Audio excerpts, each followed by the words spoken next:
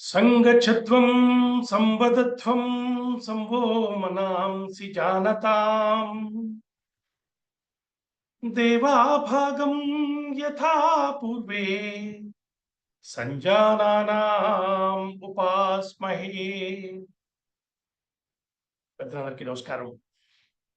విశ్వావసు నామ సంవత్సరం ఉగాదికి ముందుగానే మీ అందరికీ శుభాభినందనలు తెలియజేస్తున్నాను. ప్రతిసారి మనం కాకారు అందించేటటువంటి వాల్మీకి శ్లోకాలు చెప్పుకుంటాం. ఇక్కడ ఈరోజు వాటి కోసం వెతుకుతుంటే మొన్నీ మధ్య కాకారు చెప్పినటువంటి ప్రాభంజని సుప్రభాతంలో ఒక శ్లోకం కనిపించింది. చాలా బాగుంది అనిపించేది. ఒకసారి మళ్ళీ కాకారు ఆ రోజు చెప్పారు, కానీ మళ్ళీ ఒకసారి మీతో పంచుకుందామని అదే చెప్తున్నాను. హ్రీంకార బీజ సముదీరిత దేవదేవ హే పంచవక్త్ర సకలాగమ వేదవేద్య యంత్రాధిరూఢ హరి మర్కట మర్కటాఖ్య ప్రాభంజనే మమ గురో తమ సుప్రభాతం. అంటే హ్రీం అనే అక్షరంతో చెప్పబడేటువంటి వాటి హనుమ ప్రధానమైనటువంటి బీజాక్షరం. కపీశ్వర కరాళ నృసింహ వీరగరుడ వరాహ హయగ్రీవ ముఖాలతో ఉండేటువంటి ఓ పంచవక్త్ర, సకల వేద ఆగమ శాస్త్రాల్లో వర్ణించబడిన వాడ అంటూ ఆయన నమస్కారం చేసి, హనుమత్ యంత్రాన్ని ఆధారం చేసుకుని హరిమర్కట మర్కట మూర్తిగా ఉన్న ఓ మంత్రాధిదైవమా, నీకు నమస్కారం, నీకు సుప్రభాతం. చాలా అద్భుతంగా అనిపించింది. దాన్ని కొత్త సంవత్సరం వేళ మనందరి మన్ని మన దేశాన్ని మన ధర్మాన్ని ఆ హనుమత్ స్వామి కాపాడుగాక అని నమస్కారం చేసుకుంటూ ఈ రోజు వారి ప్రవచనాన్ని మనకి అనుగ్రహించవలసిందిగా డాక్టర్ గారిని కోరుకుంటున్నాను. दोर्भिर्युक्ता चतुर्भिः स्फटिकमणिमयीं अक्षमालां दधाना हस्तेनैकेन पद्मं सितमपि च सुखं पुस्तकं चापरेण भासाकुन्देन्दुशङ्खस्फटिकमणिनिभा भासमाना समाना सा मे वाग्देवतेयं निवसतु वदने सर्वदा सुप्रसन्ना. सा मे वाग्देवतेयं वसतु वदने सर्वदा सुप्रसन्ना.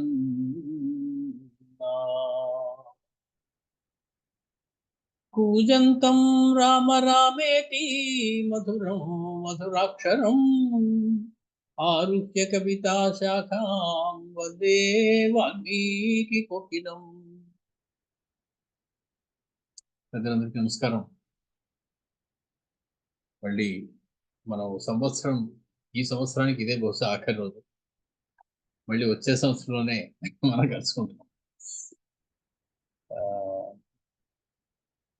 మనం వాల్మీకి మహర్షి మనకి అందించినటువంటి 24,000 శ్లోకాల రామాయణంలో యుద్ధకాండలో ఉన్నాం. 114వ సర్గలో ఉన్నాం. సుమారు ఒక 18 శ్లోకాలని మనం పూర్తి చేసుకుని ముందుకు వెళ్ళడానికి 115వ సర్గలో ఉన్నాం. 18 శ్లోకాలు పూర్తి చేసుకుని ముందుకు వెళ్ళడానికి సిద్ధపడుతూ ఉన్నాం. చాలా దీనమైనటువంటి ఒక ఉద్వేగంతో కూడినటువంటి పరిస్థితి ఒకటి నెలకొని ఉంది యుద్ధభూమిలో. సీతమ్మ తల్లి దగ్గరికి తీసుకురాగానే రామచంద్రమూర్తి సీతమ్మతోని చూసి ప్రాప్త చారిత్ర సందేహ అని ఒక కఠినమైనటువంటి మాట వాడు. నీ చరిత్ర మీద అనుమానం వచ్చేలాంటి పరిస్థితి ఒకటి ఏర్పడింది తల్లి. అటువంటి నువ్వు నాకంటే ఎదురుగుండా ఉంటే నాకు దీపో నేత్రాతురస్యేవ ప్రతికూలాసి మే దృఢం. కండ్ల రోగం వచ్చినటువంటి వాడికి, కండ్లకలకు వచ్చినటువంటి వాడు దీపాన్ని ఏ రకంగా చూడలేకుండా ఉంటాడు, ఆ రకంగా నువ్వు నా ఎదురుగుండా ఉంటే దీపాన్లాగా నిన్ను చూడలేకుండా ఉన్నాను సుమా అని చెప్పి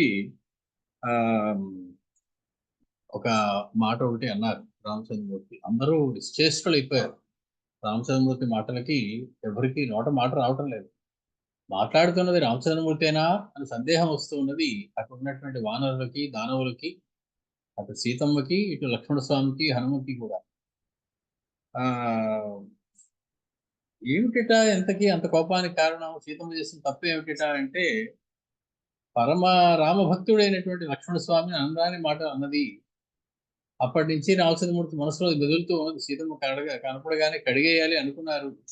ఇన్నాళ్ళు ఆగితే తప్ప మళ్ళీ ఆవిడ కనపడలేదు. ఇప్పుడు ఆ కోపం అంతా కూడా ఆహ్, వెల్లుబికి పైకొచ్చింది.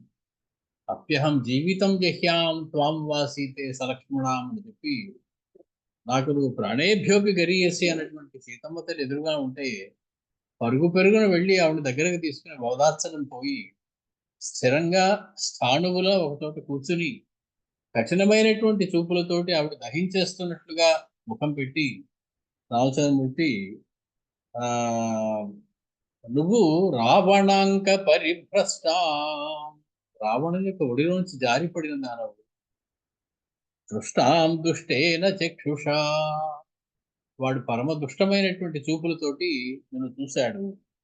అటువంటి ఆ రకంగా చూడబడిన దానవు నువ్వు. కానీ అటువంటి నిన్ను చూస్తూ ఉంటే నాకు చాలా ఆ కోపం వస్తూ ఉన్నది అన్నట్లుగా రామచంద్రమూర్తి అక్కడ నిలబడ్డాడు.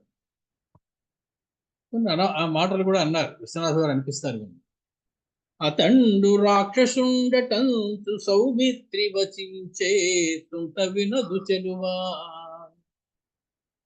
చెప్పాడు, స్పష్టంగా చెప్పాడు లక్ష్మణస్వామి. వాడు బంగారు మృగం కాదమ్మా, అతడు మారీచుడు, మనం మోసం చేయడానికి వచ్చాడు. అటువంటి మృగాలు సృష్టిలో ఎక్కడ ఉండవు అని చెప్పాడు. సొంత వినదు చెలువా తాను అనుభవించే, తాను అనుభవించిటి మేము నా ఆడదింత సేయునటంచు కలదే. ఒక స్త్రీ ఎంత పని చేస్తుంది అని ఎవరైనా ఊహిస్తామా? ఎంత తప్పు నిర్ణయం తీసుకున్నది ఆవిడ అని చెప్పి, ఉమిదయు చిక్కెనో బలిసెనో కపులు దితిజుల్ పురాధరా భవగనిలేమి తానెరుగబట్టరు. ఇదివరకు సీతను చూడని వాళ్ళకి సీతమ్మ చిక్కిపోయిందా, లావెక్కిందా, ఇలాంటి విషయాలు తెలియదు. ఇప్పుడే మొదటిసారి చూస్తున్నారు వాళ్ళు. కన్నుల ముందు చూడగా విదయో అంతలో నయనోత్సవమై కనిపించు, ఎదియో నవమైనట్టి తేజమో జనంబులు నెరరు చూచుచు నుండి కానీ వాళ్ళెవ్వరికీ కనపడనటువంటి నూతన తేజస్సు ఒకటి నాకు చేతిలో కనపడుతూ ఉన్నది. ఇన్నాళ్ళు నాకు దూరమైనప్పటికీ, బాధపడుతూ ఉన్నప్పటికీ కూడా ఆవిడలో తేజస్సు అయితే ఏమీ తగ్గల. ఆ దేదీప్యమానటువంటి వెలుగులతోనే ఉన్నది. తెలియన్ రాకయ చూచు నేత్రములకున్ స్త్రీమూర్తి తానింత లోపల ఆగ్నేయ శిఖాకృతిన్ బొలుచు. ఒక్కసారి ఏమి తెలియని వాళ్ళు ఆవిడ కేసు చూస్తే ఒక అగ్నిహోత్రం అలా కదులుతూ వస్తూ ఉన్నదా అనిపిస్తుంది. అగ్నిహోత్రంలా కనబడుతుంది సీత. రెప్పన్ వాల్చి తామెత్తు లోపల హడమెత్తి ఆడు భుజగీ భావంబు. ఒకసారి కళ్ళు మూసుకుని మళ్ళీ తెరిచి చూసే లోపుని ఆ అగ్నిహోత్రం కాస్త ఒక పరమాద్భుతమైనటువంటి విషాన్ని చెందినటువంటి ఒక 5 తలల పాములా కనిపిస్తుంది. ఈ వల్ల దైత్యాహృతయైన సీత నిలుచున్ భర్తన్ విలోకించుచున్. బిత్తర చూపులు చూస్తూ మేలి ముసుగులోంచి రామచంద్రుడిని చూసి చూడనట్టుగా చూస్తూ సీతమ్మ తల్లి తల వంచుకొని అలాగే నిలబడిపోయి ఉన్నది.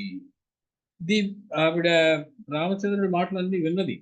విన్న తర్వాత ఇంకా ఆవిడ వంతు సమాధానం చెప్పాలి రామచంద్రుడు. ఆ ఆయన చివరికి ఒక మాట కూడా అనేశారు. తద్గచ్చ త్వానుజానేర్య యథేష్టం జనకాత్మజే. ఒక ఇక్ష్వాకు కుల నాథుడైనటువంటి వాడు అవమానం జరిగితే దానికి ప్రతీకారం తీర్చుకున్నాడు.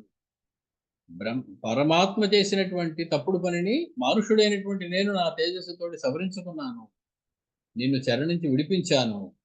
ఒక ఇక్ష్వాకు రాజు చేయవలసిన పనిగా నేను నా కర్తవ్యంగా పనిచేశాను. కాబట్టి నువ్వు వెళ్ళవచ్చు, నీకు అనుజ్ఞ ఇస్తున్నాను. ఏతాదశ దిశో భద్రే కార్యమస్తి మే త్వయా.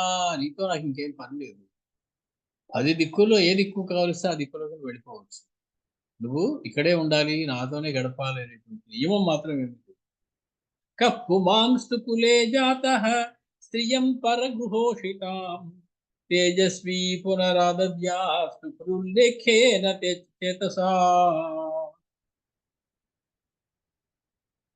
ఏ మునగాడు, పౌరుషమైనటువంటి ఏ పురుషుడు పరగృహంలో ఇంతకాలం గడిపినటువంటి ఒక స్త్రీని తిరిగి తాను ఆ, ఆసక్తితో కూడినటువంటి మనసుతోటి స్వీకరిస్తాడు చెప్పు అని చెప్పి ఆ మరొక నింద కూడా వేశారు.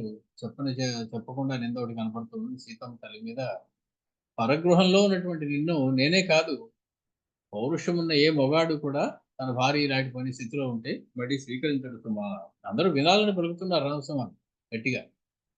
రావణాంక పరిక్లిష్టాం దుష్టాం దృష్టాం దుష్టేన చక్షుషా కథం త్వాం పునరాదద్యాం కులం వ్యపది సన్మహత్. పరమాద్భుతమైనటువంటి ఇక్ష్వాకు వంశంలో పుట్టినటువంటి నేను నా కులానికి మచ్చ వచ్చేలాగా పరగృహంలో ఉన్నటువంటి ఒక స్త్రీని మళ్ళీ కాముకుడి రాముడు వెనక్కి తెచ్చుకున్నాడు అనేటువంటి మాట, ఆ ఆ ఆ నింద నేను భరించలేను సుమా. ఏ రకంగా నేను నిన్ను తిరిగి గ్రహిస్తాననుకున్నావు? తదర్థం నిర్జితామే త్వం, కాబట్టి నిన్ను వదిలిపెట్టేస్తూ ఉన్నాను నేను. ఈ క్షణం నుంచి నేను విడిచిపెట్టేస్తూ ఉన్నాను. యశ ప్రత్యాహృతం మయా, పోయినటువంటి నా యశస్సుని, భార్యని కూడా కాపాడుకోలేకపోయాడు ఇక్ష్వాకుంశపు రాజు అనేటువంటి ఒక అపనిందని పోగొట్టుకుని నా యశస్సుని తిరిగి నన్ను నిలబెట్టుకుని నాస్తి మే త్వయి అభిష్వంగో యథేష్టం గమ్యతాం ఇది. నీ మీద నాకు ఎటువంటి కోరిక లేదు, నువ్వు నీ ఇష్టం వచ్చిన చోటికి ఇష్టం వచ్చినట్లు వెళ్ళిపోవచ్చు. యథేష్టం గమ్యతాం, నీకు నచ్చినట్లుగా వెళ్ళిపోవచ్చు. తదద్య వ్యాహృతం భద్రే మయైతత్కృత బుద్ధినా లక్ష్మణేనాద భరతే కురు బుద్ధిం యథాసుఖం. లక్ష్మణుడితో ఉంటావో భరతుడితో ఉంటావో నీ ఇష్టం. నువ్వు ఈరోజు నా మనసులో ఉన్నది నేను చెప్పేశాను. నేను ఒక నిశ్చయం తీసేసుకున్నాను. కృతబుద్ధినా మయా వ్యాహృతం, సరి అయినటువంటి బుద్ధితో ఆలోచించి నేను ఒక నిర్ణయం తీసుకుని చెప్పడం జరిగింది. యథాసుఖం, నీకు ఎక్కడ సుఖం అనిపిస్తే అక్కడ, లక్ష్మణేనవా భరతేనవా బుద్ధిం కురు. లక్ష్మణుడితో ఉంటే లక్ష్మణుడితో ఉండు, భరతునితో ఉంటే భరతునితో ఉండు. భార్యని అలా ఇంకొక మగవాడికి అప్పచెప్పవచ్చునా అంటే, లక్ష్మణుడు భరతుడు ఇద్దరు కూడా పుత్రుల వరుస సీతము. భర్త వదిలేసినటువంటి ఆడది పుత్రుడి దగ్గరే ఉంటుంది. కాబట్టి నీకు పుత్రుడితో సమానమైనటువంటి లక్ష్మణుడి దగ్గర ఇంకా జీవితం గడిపేస్తావు, పుత్రుడితో సమానమైనటువంటి భరతుడితోటి శేష జీవితం గడిపేస్తావు. వారి అండలో నువ్వు నీ ఇష్టం వచ్చిన చోటికి వెళ్ళవచ్చు. ఇంకే కాదు, శత్రుఘ్నే వా అధ సుగ్రీవే రాక్షసే వా విభీషణే నివేశయ మనస్సీతే యథా వా సుఖమాత్మనః. లేదు నాకు లక్ష్మణుడు భరతుడు కూడా అక్కడ ఉండను అనుకుంటావా? శత్రుఘ్నుడి దగ్గర ఉండవచ్చు, సుగ్రీవుడితో ఉండవచ్చు, లేదా విభీషణుడి దగ్గరైనా ఉండిపోవచ్చు. నీ మనస్సు ఎక్కడుందో అక్కడ నువ్వు ఉండిపోవచ్చు. రామచంద్రమూర్తి సోదర వరుస అవుతారు విభీషణుడు, సుగ్రీవుడు వీళ్ళు. కాబట్టి కుమారులు లేనటువంటి స్త్రీ అత్తవారింట్లో ఇంకెవరు లేనట్లయితే మరిది ఇంట్లో ఉండేటువంటి అవకాశం ఉంది. కాబట్టి వీళ్ళందరూ మరుదుల వరుసలోకి వస్తారు. లక్ష్మణుడు, శత్రుఘ్నుడు, భరతుడు, విభీషణుడు, అలాగే సుగ్రీవుడు. ఎందుకంటే వాళ్ళందరినీ కూడా తన సోదరుడిగా ఆదరించారు రామచంద్రుడు.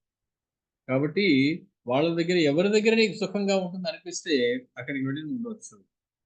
నహి త్వాం రావణో దృష్ట్వా దివ్య రూపాం మనోరమాం మర్షయేత చిరం సీతే స్వగృహే పర్యవస్థితాం. ఇంత అద్భుతమైనటువంటి దివ్య రూపమైనటువంటి మనోహరమైనటువంటి రూపం కలిగినటువంటి నిన్ను ఆ రావణాసురుడు తన స్వగృహంలో ఇంతకాలం ఉన్నటువంటి నిన్ను అలాగ చూసి సహించి ఉంటాడు అని నేను అనుకోను. నీ మీద చెయ్యి వేయకుండా ఉంటాడు అని నేను అనుకోను. అంత కఠినంగా మాట్లాడుతూ ఉన్నారు రామచంద్రుడు. మృదుభాషి, మితభాషి, స్మితభాషి, స్మృతపూర్వ భాష అని ఇన్నాళ్ళు మనం అనుకున్న రామచంద్రమూర్తి తాను ఒక కార్యాన్ని నెరవేర్చడం కోసం ఎంతో కఠినమైనటువంటి మాటలు తెచ్చుకుని మాట్లాడుతాడు. ఇంత కఠినంగాను మాట్లాడింది సీతమ్మ తల్లి లక్ష్మణస్వామి విషయంలో.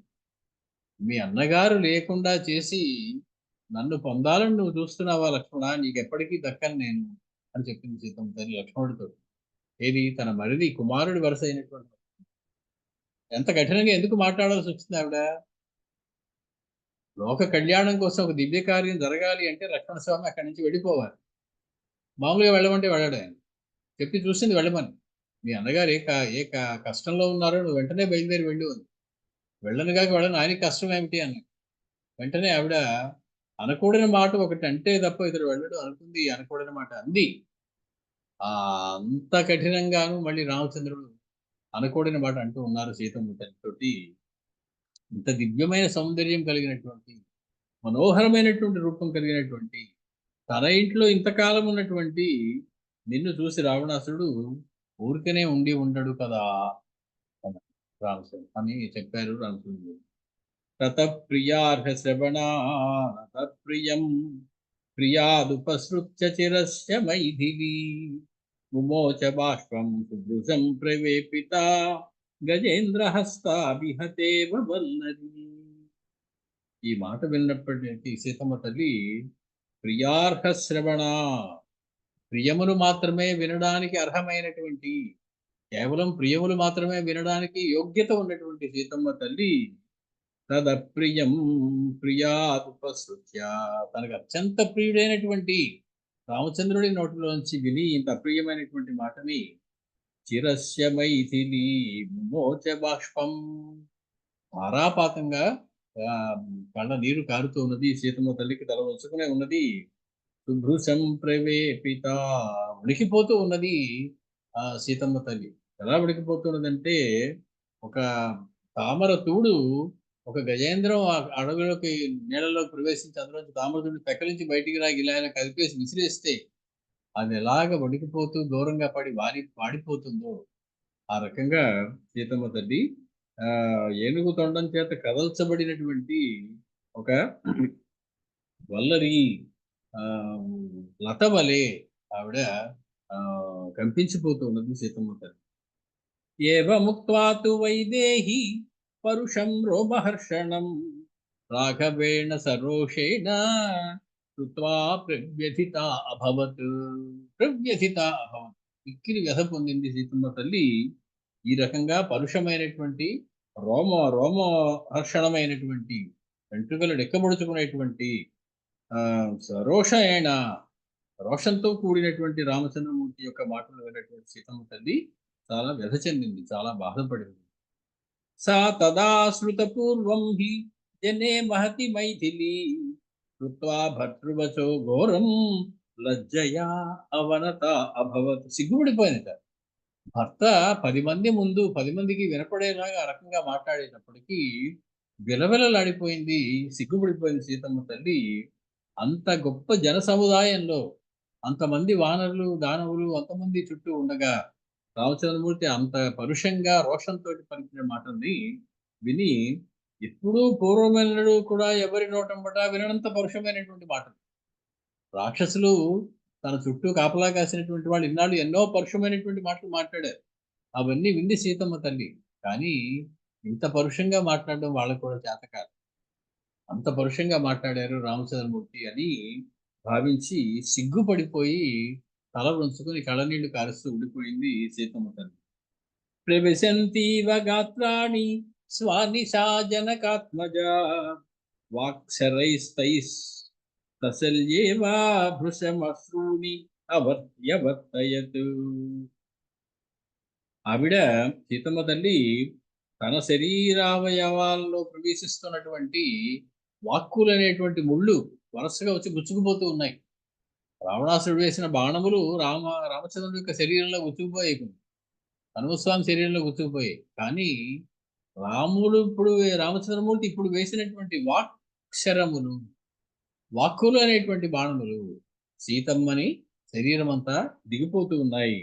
అవి అటువంటి గురుకులతో కూడినటువంటి మాటలు గుచ్చుకున్నటువంటి సీతమ్మ తల్లి అశ్రూణియవర్తయత్ ధారంగా ఆ, జలపాతంలాగా కళ్ళ నుంచి అశ్రువులు కారుతూ ఉన్నాయి సీతమ్మ తల్లికి.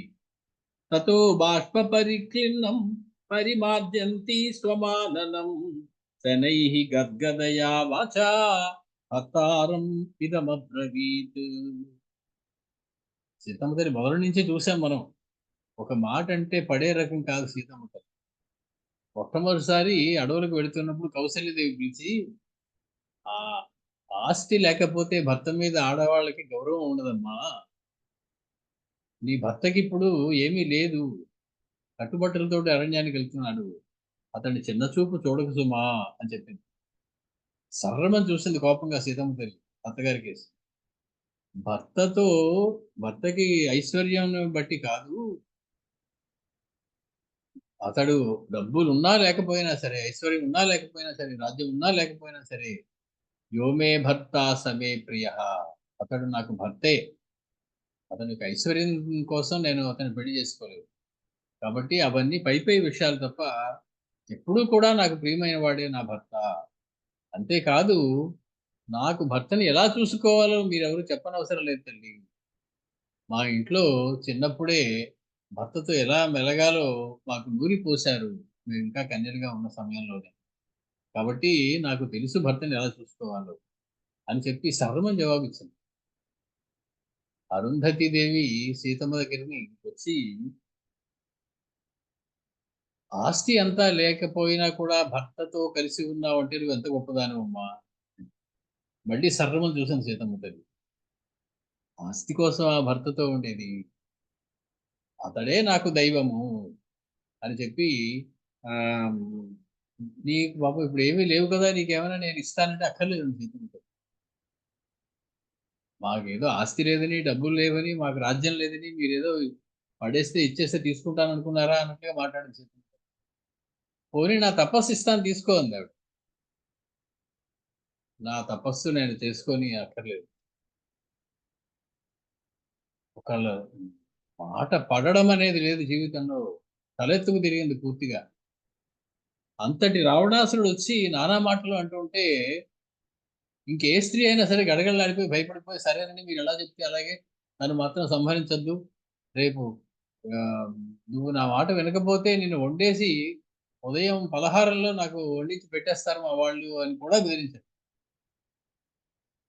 ఒక చిన్న గడ్డి పరకని అడ్డం పెట్టుకొని నువ్వు గడ్డి పరకతో సమానం రా అన్నట్టుగా వాటితోటి ధైర్యంగా నిలబడి మాట్లాడింది సీతమ్మ తల్లి. అది ఆమె యొక్క వ్యక్తిత్వం. ఇప్పుడు భర్త ఇలా అనగానే, అవునండి పొరపాటు జరిగిపోయింది, ఏదో జరిగిపోయింది, మీరు అటువంటి కఠినమైనటువంటి మాటలు మాట్లాడకండి, అటువంటి మాటలు అనలా సీతమ్మ తల్లి. ఎందుకంటే తప్పు చేయలేదు. మహర్షి ఎన్నోసార్లు సుందరకాండ నుంచి మనకి ఆ మాట గుర్తు చేస్తూ ఉన్నారు. అనిందిత అనేటువంటి మాట వాడేవారు అది. ఎటువంటి నింద లేనిది, ఎవరు నిందించడానికి వీలు లేనటువంటిది సీతమ్మ తల్లి. ఆవిడ యొక్క శీలం అంత పవిత్రమైనటువంటిది అని అవకాశం వచ్చినప్పుడల్లా మనకి గుర్తు చేశారు మహర్షి. ఆ సీతమ్మ తల్లి ఇప్పుడు రాముని ఎదురుగా నిలబడి ఉంది. కళ్ళనీరు కారుతూ ఉన్నది ఆ కఠినమైనటువంటి మాటలు విన్నటువంటి సీతమ్మ తల్లికి.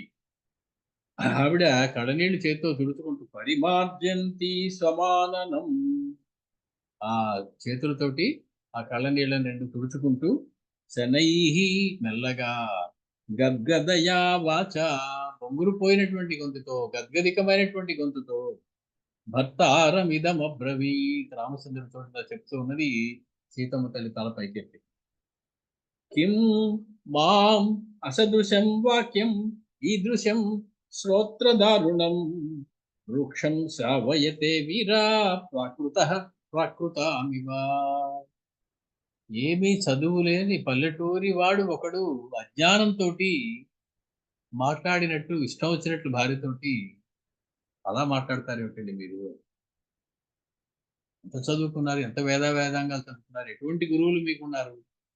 ఇలాగా భార్యతో మాట్లాడేటువంటి ఒక ప్రాకృతమైనటువంటి మానవుడు ప్రాకృతంగా మాట్లాడినట్లు, అంటే చాలా తక్కువ విలువ ఉన్నటువంటి మాటలు, వినకూడనటువంటి మాటలు, అటువంటివి కిం మాం అసదృశం వాక్యం, మీకు తగనటువంటిది అటువంటి భాష మీరు వాడకూడదు. అంత చదువు చదువుకున్న వారు మీరు ఈ మాట ఎంత మృదువుగా ఉండాలి. అటువంటి మీరు మీకు అసదృశమైనటువంటి, మీకు తగనటువంటివి వాక్యం ఈదృశం శ్రోత్రదారుణం, వినడానికే అబ్బబ్బబ్బబ్బ వినలేకపోతూ ఉన్నాను. ఏం మాటలు మాట్లాడారు, ఇంత కఠినమైనటువంటి మాటలు మాట్లాడారు, చెవులకి దారుణమైనటువంటి వినపడేలా మాటలు మాట్లాడారు. వృక్షం మిక్కిలి కఠినమైనటువంటివి, వాటిని పరుషమైనటువంటివి, అటువంటి వాటిని హింస వయసే, ఎందుకు నాకు వినిపిస్తూ ఉన్నారు మీరు? ఎందుకు మీకు ఇంతటువంటి కఠినమైనటువంటి భాష వాడవలసినటువంటి అవసరం వచ్చింది?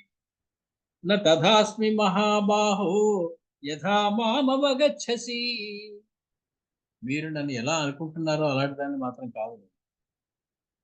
అంటే నేను మానుష రూపంలో కనిపిస్తున్నాను కాబట్టి మానుషశ్రీని అనుకుంటూ మాట్లాడిస్తున్నారేమో. మీరు ఇంకా యోని సంపర్కంతో పుట్టారు కానీ నేను యోనిదిగా వచ్చినటువంటి దేవతామూర్తి. మీరు అనుకున్నటువంటి మామూలు స్త్రీని కాదు నేను. కాబట్టి న తథాస్మి మహాబాహో యథా మాం అవగచ్చసి, మీరు అనుకున్నట్లుగా ఉండేటువంటి దానిని, ప్రవర్తించేటువంటి దానిని మాత్రం నేను కాదు. ప్రత్యయం గచ్చ మే స్వేన చారిత్రేణైవ తే శపే, మీకు నేను ఒట్టు పెట్టమంటే పెడతాను. నా యొక్క శీలం మీద ఒట్టు పెట్టి, నా యొక్క సచ్చరిత్ర మీద ఒట్టు పెట్టి నేను మీకు నమ్మకం కలిగించడానికి సీత ఒట్టేసి చెప్పు అని అడిగితే ఒట్టేసి చెప్పడానికి కూడా నేను సిద్ధంగానే ఉన్నాను. నాకు అందులో ఏమీ సందేహం లేదు. మామూలుగా అగ్ని మీద చెయ్యి పెట్టి చెప్పండి అంటారు. చాలా ఏదైనా డిస్ప్యూట్స్ వచ్చినప్పుడు, భార్యాభర్తల మధ్య గొడవలు, ఏదో ఆరోపణలు వచ్చినప్పుడు ఏదో గుళ్ళకి తీసుకెళ్ళడం, అక్కడ ఏదో మండుతున్నటువంటి కర్పూరం మీద చెయ్యి వేసి చెప్పించడం అనేటువంటిది మనం ఇప్పటికీ చూస్తూ ఉంటాం పల్లెటూళ్ళలో. అగ్ని సాక్షికంగా చెప్పేది అబద్ధం చెప్పరు అనేటువంటిది ఒక నమ్మకం. అంటే ఏమిటి? అగ్ని సాక్ష్యంగా ఉండాలి అవసరమైతే. సీతమ్మ అది చెప్పబోతూ ఉన్నది. నేను స్వేన చారిత్రేణ తేసపి, నా యొక్క శీలం మీద ఒట్టు పెట్టి, నా యొక్క చరిత్ర మీద ఒట్టు పెట్టి నేను నీకు శపథం చేయమంటే చేయడానికి సిద్ధంగా ఉన్నాను. కాబట్టి పృథక్ స్త్రీణాం ప్రచారేణ జాతిం త్వం పరిశంకసే, ఎవరితో మాట్లాడుతున్నారో తెలుస్తుందా మీకు? మామూలుగా ఉన్నటువంటి ఇతర స్త్రీలు, ఆ స్త్రీలు, ఈ స్త్రీలతోటి వారికి సరి అయినటువంటి జాతి అది లేకుండా పుట్టినటువంటి స్త్రీలతో మాట్లాడుతున్నాను అనుకున్నారా? నేను జనక మహారాజు యొక్క కుమార్తెను. కాబట్టి మీరు ఎవరితో మాట్లాడుతున్నారో ఆలోచించి మాట్లాడవలసి ఉంటుంది. ఎటువంటి స్త్రీని ఎదురుగుండా పెట్టుకుని మాట్లాడుతున్నారో ప్రాకృత స్త్రీలతో మాట్లాడినట్టుగా మీరు మాట్లాడి ఈ మాటల ద్వారా నన్ను కాదు, మొత్తం స్త్రీ జాతినే మీరు శంకించారు. స్త్రీ జాతిని మొత్తానికి అవమానం కలిగేలాంటి మాట మాట్లాడారు. జాతిం త్వం పరితర్కసే పరిశంకసే, సమస్తమైనటువంటి స్త్రీ జాతిని కూడా మీరు శంకిస్తూ ఉన్నారు ఇటువంటి మాట మాట్లాడి. పరిత్యజైనాం శంకాంతు యది దేహం పరీక్షిత, అంటే మీరు ముందే నన్ను పరీక్షించి ఉంటే గనక, అంటే ఇదివరకే మీకు నా సంగతి తెలిసి ఉంటే గనక ఇటువంటి శంకలు పెట్టుకోకండి, వదిలేయండి. అంటే మీకు తెలియదా నేను ఎవరో? ఇదివరకు తెలియకుండానే పెళ్లి చేసుకున్నారా? 12 సంవత్సరాలు మనం అయోధ్యలో కాపురం చేశాం, అప్పుడు నేను మీకు తెలీదా? 14 సంవత్సరాలు అరణ్యవాసంలో 13 సంవత్సరాలు మీతోనే ఉన్నాను, మీకు నా సంగతి ఏమిటో తెలియలేదా?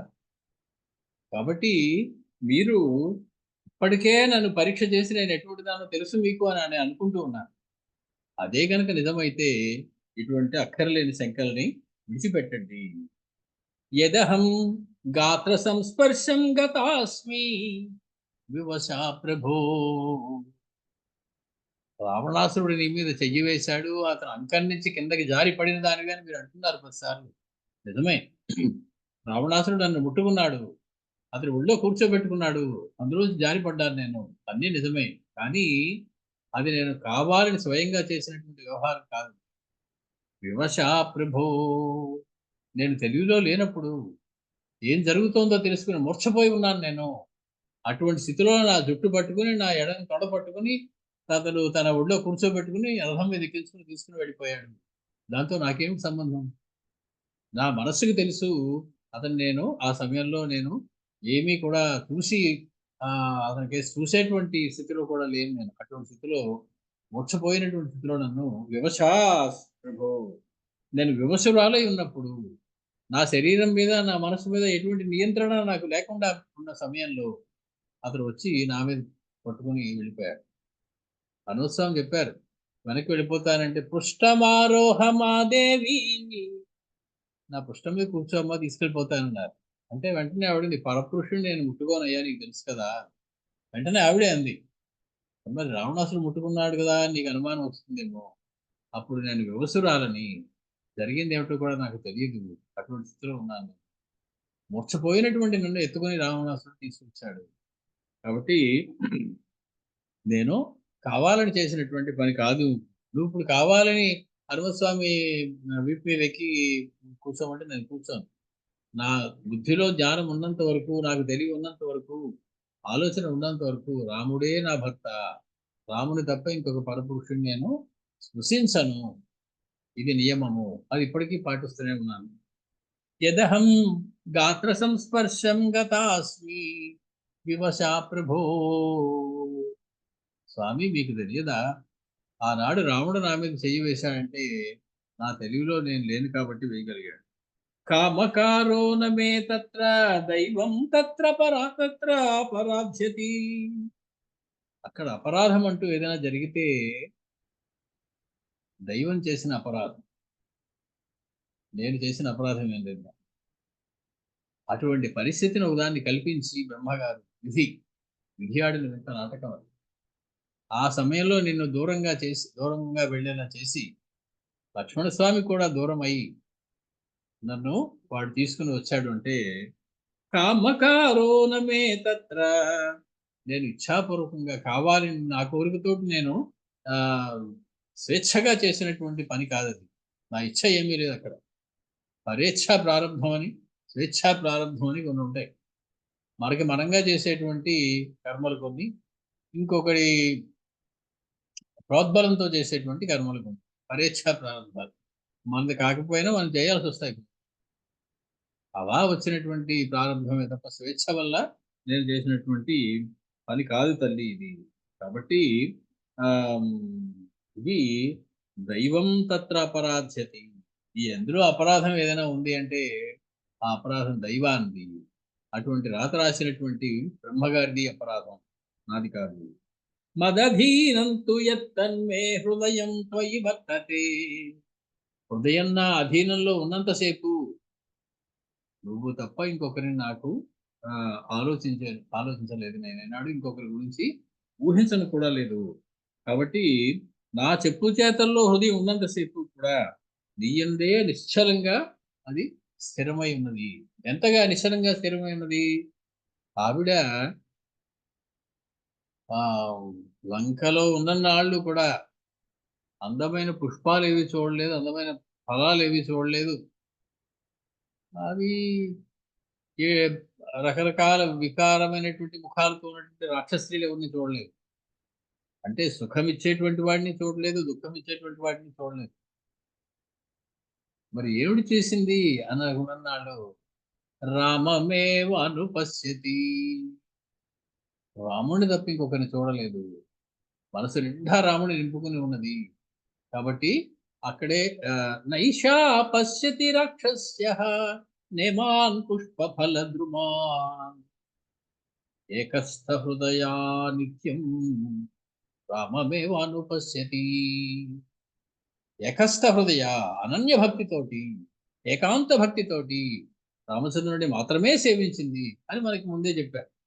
హనుమస్వామికి అలా అనిపించింది ఆవిడ చూడగానే. అదేమిటి అక్కడ ఉన్న రాక్షసుని చూడలేదు, ఏం చూస్తారండి వాళ్ళ మొహాలు, ఏం చూసే ముఖాల. పోనీ అక్కడ అందంగా ఉన్నటువంటి పుష్పాలు, ఫలాలు, ఇవి వద్దు అవి వద్దు. ఏకస్థ హృదయ నిత్యం రామమేవానుపశ్యతి. ఆ స్థితిలో గడిపింది ఆవిడ. నేను అలా గడిపాను. కాబట్టి నా అధీనంలో మనసు ఉన్నంతసేపు హృదయం త్వయి వర్తతే. నా హృదయం అంతా కూడా నువ్వే నిండి ఉన్నావు. ఇంకొక ఆలోచన లేదు నాకు. పరాధీనేషు గాత్రేషు కింకరిష్యామి అనీశ్వరి.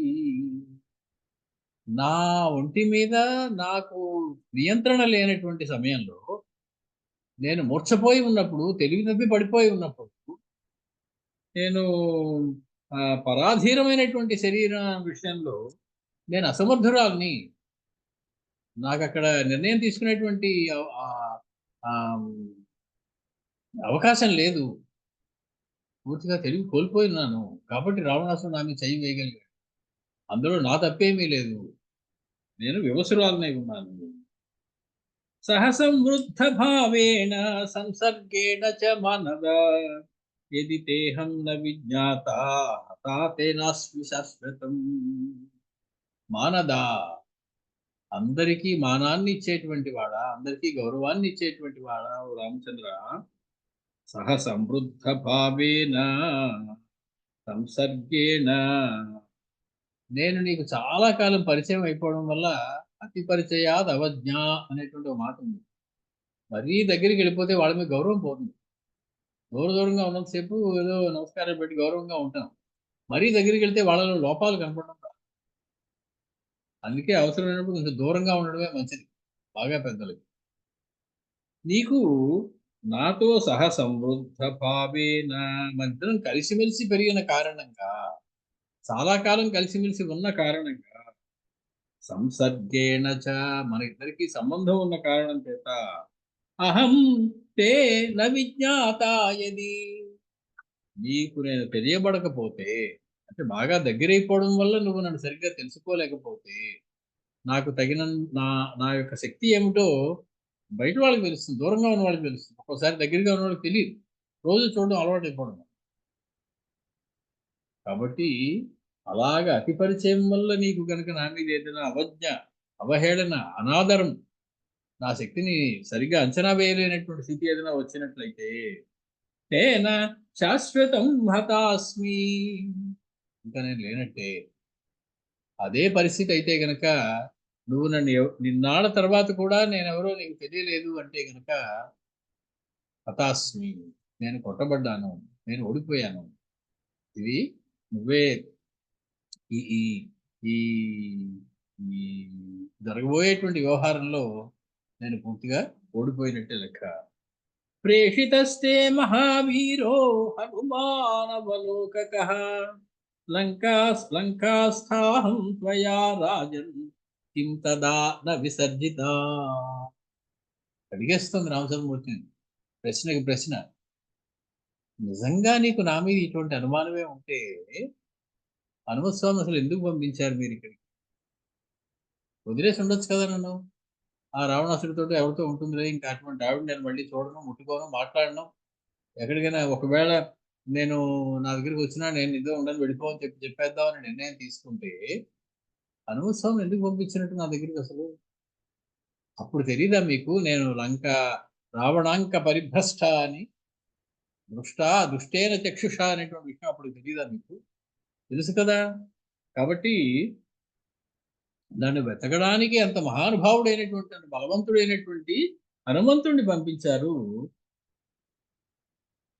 ఆనాడే లంకలో ఉన్నటువంటి నన్ను వదిలిపెట్టేసి ఉంటే, త్యజించేసి ఉంటే, నీకు నాకు ఇంక సంబంధం లేదు అని చెప్పి మీరు మీ మీ పనేదో మీరు చేసుకునే ఉంటే, ఈనాడు ఇంత కఠినమైనటువంటి మాటలు నాకు వినవలసిన అవసరం వచ్చేది కాదు కదా. మళ్ళీ మనిద్దరం కలుసుకోకుండానే ఉంటే అయ్యిపోయేదిగా. కలుసుకోవడం కోసం వెతికించి సమస్త భువనాల్ని నేను ఎక్కడున్నానో తెలుసుకుని, నా జాడ కనుక్కొని, నన్ను అపహరించిన వాడిని శిక్షించి, నన్ను మళ్ళీ మీ దాన్నిగా చేసుకోవడానికి ఇన్ని మాటలు మాట్లాడుతున్నాడు స్వామి. ఆ పనేదో ముందే చేసుంటే అయ్యిపోయేది కదా. హనుమత్ స్వామిని పంపకుండా ఉంటే అయిపోయేది కదా. ప్రత్యక్షం వానరస్యాస్య తద్వాక్య సమనంతరం త్వయా సంస్యక్తయా వీర త్యక్తం స్యాద్ జీవితం మయా.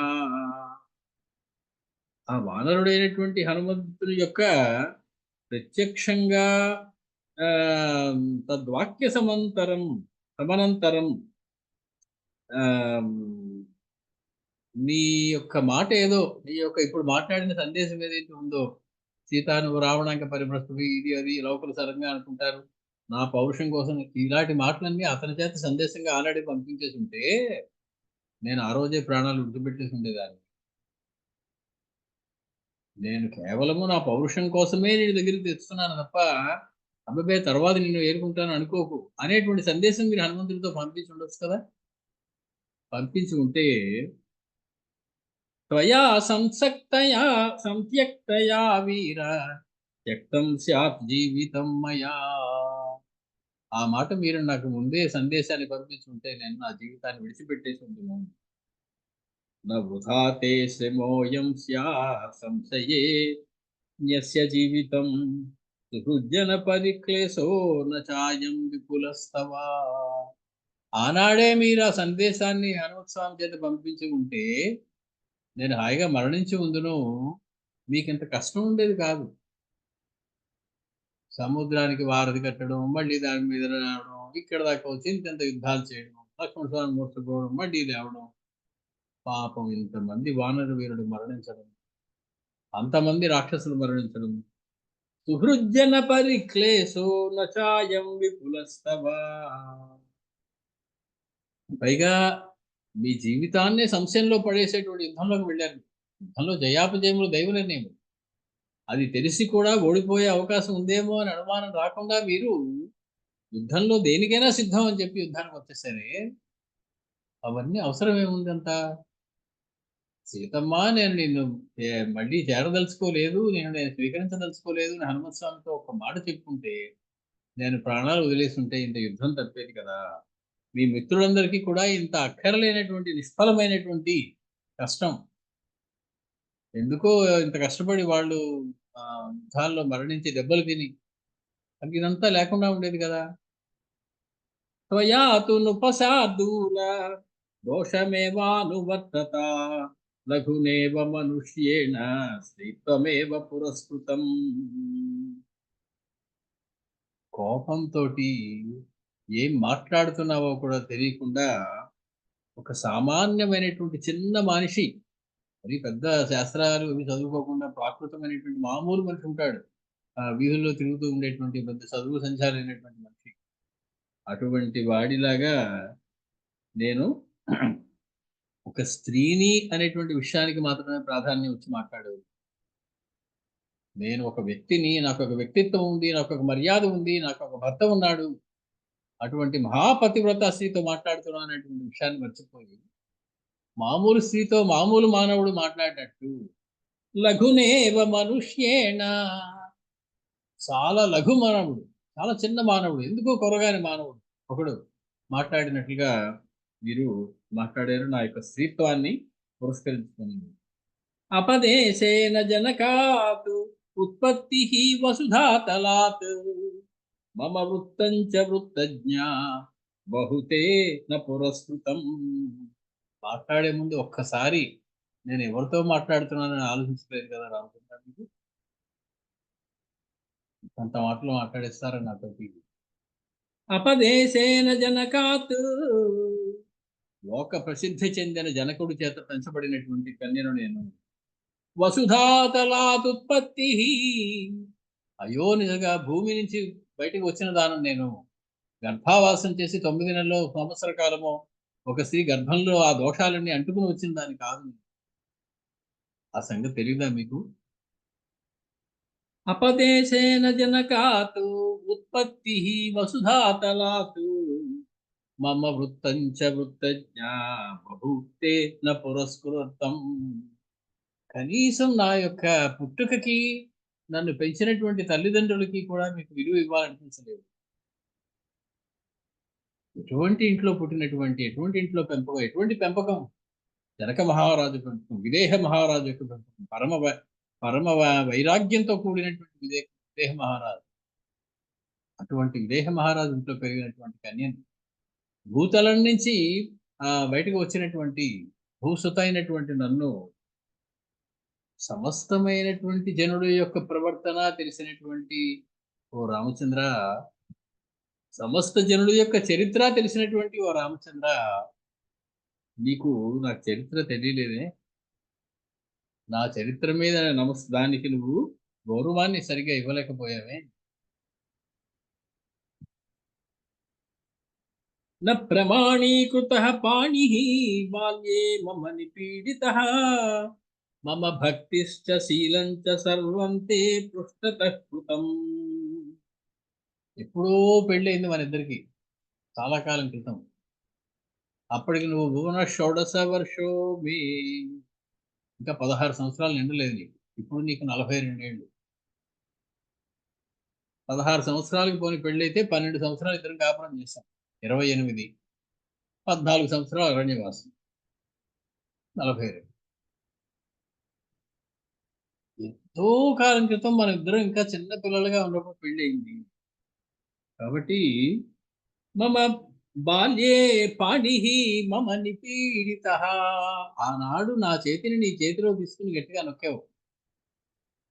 పాణిం గృహ్ణీష్వ పాణినా, జనక మహారాజు మంత్రించినటువంటి జలాలను నీ చేతిలో పోస్తూ నా చేతిని నీ చేతిలో పెట్టి, ఇయం సీత మమ సుత సహధర్మచరీతవా ప్రతీచ్ఛ చైనాం భద్రంతే పాణిం గృహ్ణీష్వ పాణినా అని చెప్పి నీ చేతిలో పెట్టినప్పుడు, బాగా బాలుడుగా ఉన్నావు నువ్వు, బాగా బాలికలా ఉన్నాను నేను. ఆ సమయంలో నా చేతిని నీ చేతిలోకి తీసుకొని గట్టిగా పట్టుకున్నావు. నా ప్రమాణీకృతః, అదంతా కూడా ఇప్పుడు నీకు ప్రమాణం అనిపించలేదు. అదంతా కూడా లెక్కలోకి తీసుకోవాలి అని నీకు అనిపించలేదు. ఇప్పుడు మాట్లాడే ముందు ఎటువంటి సీతమ్మ, నాకు ప్రాణములకి ప్రాణేభ్యోపి గరీయసి అనుకుని పెళ్లి చేసుకున్నావు నన్ను. నీకు ఇప్పుడు అవన్నీ కనపడటం లేదు, అవన్నీ లెక్కలోకి తీసుకోలేదు నువ్వు. మమ భక్తిశ్చ, నీ మీద నాకున్నటువంటి భక్తిని నువ్వు లెక్కలోకి తీసుకోలేదు. శీలంచ, నా యొక్క చరిత్రని, నా యొక్క నడవడికని నువ్వు ఏనాడు లెక్కలోకి, ఇవాళ నువ్వు లెక్కలోకి తీసుకోలేదు.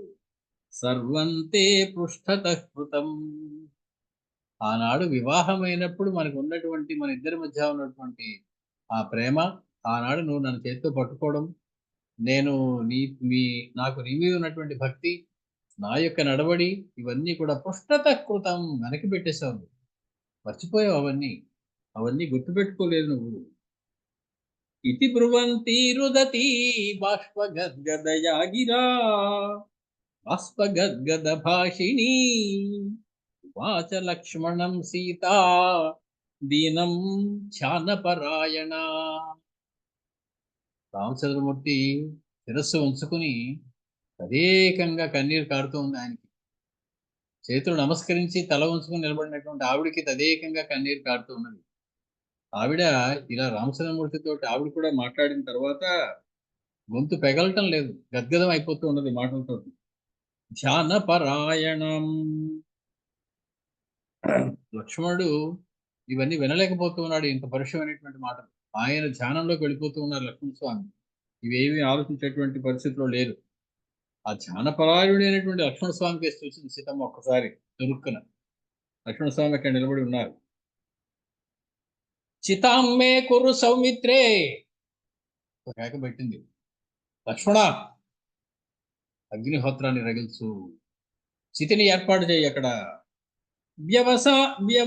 వ్యసనస్యాస్య భేషజం, నాకు వచ్చినటువంటి వ్యసనానికి, కష్టానికి అదే మందు, ఒకటే మందు, నేను అగ్నిలోకి వెళ్ళిపోవడమే.